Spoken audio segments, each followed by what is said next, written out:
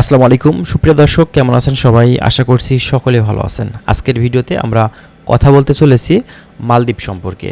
মালদ্বীপ দেশটি সম্পর্কে আমাদের কাছে অনেকেই জানতে চেয়েছেন যে ভাই, আমি মালদ্বীপে ঢুকতে চাচ্ছি, এই মালদ্বীপ দেশটিতে আমি আসলে সেখান থেকে গেলে আসলে বেতন কেমন টাকা আমি পেতে পারি, মালদ্বীপে বেতন কত টাকা, আপনি সেখানে গেলে প্রতি মাসে ইনকাম কেমন করতে পারবেন। আজকের ভিডিওতে আমরা মালদ্বীপের স্যালারি সম্পর্কে কিছু গুরুত্বপূর্ণ তথ্য আপনাদেরকে দেব।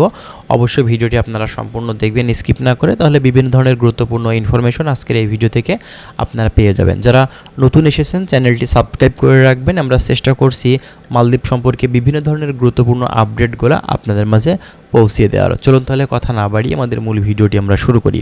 ফার্স্ট অফ অল আপনাদেরকে বলি যে দেখেন, মালদ্বীপ দেশটা একটি ট্যুরিস্ট বেস কান্ট্রি। দেশটার চারিপাশেই শুধু পানি আর পানি।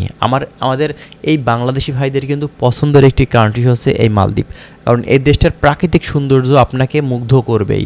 আপনার ইউরোপ কান্ট্রির মতন এই দেশটা কিন্তু সুন্দর। আসলে ইউরোপ কান্ট্রির তো আসলে দেখার সৌন্দর্য একরকম, আর এই দেশটার চারিপাশে শুধু পানি পানি, ছোটো ছোটো গুচ্ছ গুচ্ছ দ্বীপ, এই দেশটার আসলে প্রাকৃতিক সৌন্দর্যটাই অন্যরকম।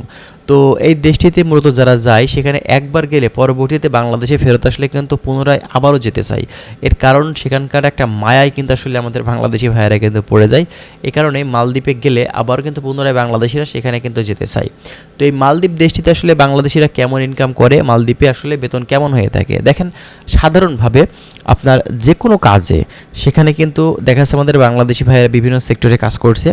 দেখেন, কেউ $350 কাজ করে, কেউ $300 কাজ করে, কেউ $400 কাজ করে, কেউ $450 কাজ করে।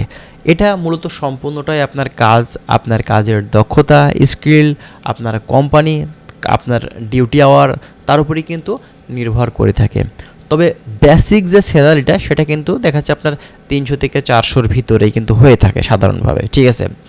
আর দ্বিতীয়ত কথা হচ্ছে আপনার স্যালারির ব্যাপারটা কিছু কিছু কোম্পানির ক্ষেত্রে আবার ভিন্ন ভিন্ন হয়। যেমনটা ধরেন, আপনি যদি রিসোর্টে কাজ করে থাকেন, এক্ষেত্রে প্রতি মাসে আপনি দেখা যাচ্ছে $2,000 থেকে $3,000 শুধুমাত্র সার্ভিস চার্জ আপনি পেতে পারেন, যেখানে আপনার স্যালারিটা $300 থেকে $400, কিন্তু আলাদা ইনকাম আপনি করতে পারছেন কত?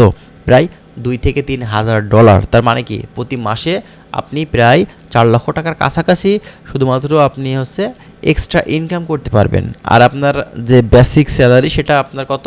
$50,000 প্লাস। তো এটা কিন্তু আসলে ভালো একটা ফ্যাসিলিটি মূলত আপনার এই মালদ্বীপ দেশটিতে, যারা মূলত আপনার রিসোর্টে কাজ করে। আবার দেখা যায় যে ছোটোখাটো যে হোটেলগুলোতে আছে সেখানেও কিন্তু দেখা যাচ্ছে কম বেশি সার্ভিস চার্জ কিন্তু কম বেশি কিন্তু পাওয়া যায়, এক কথাতে বকশিস, ঠিক আছে।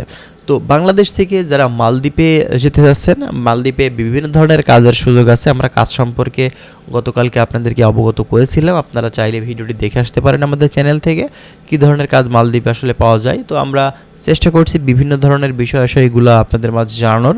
বর্তমান পরিস্থিতি এখন মালদ্বীপের কিন্তু অনেক ভালো, কারণ মালদ্বীপের ভিসা এখন বর্তমানে আমাদের বাংলাদেশি ভাইয়েরা কিন্তু তাদের চাহিদা অনুযায়ী বিভিন্ন ধরনের কোম্পানিতে গিয়ে সেখানে কিন্তু কাজের সুযোগ পাচ্ছে, ঠিক আছে। রিসেন্টলি আমাদের বাড়ির পাশ থেকে একটা ভাই কিন্তু গেছে সেখানে বিল্ডিং কনস্ট্রাকশন কাজে সেখানে কাজ করছে, ঠিক আছে।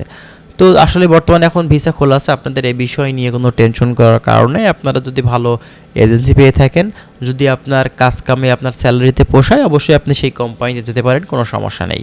তো যাই বন্ধুরা, ভালো থাকবেন, আশা করছি বিষয়গুলো বুঝতে পারছেন। যদি আরও বিস্তারিত তথ্য আপনারা জানতে চান, অবশ্যই আমাদের চ্যানেলের সঙ্গেই থাকবেন। ভালো থাকবেন, আল্লাহ হাফেজ।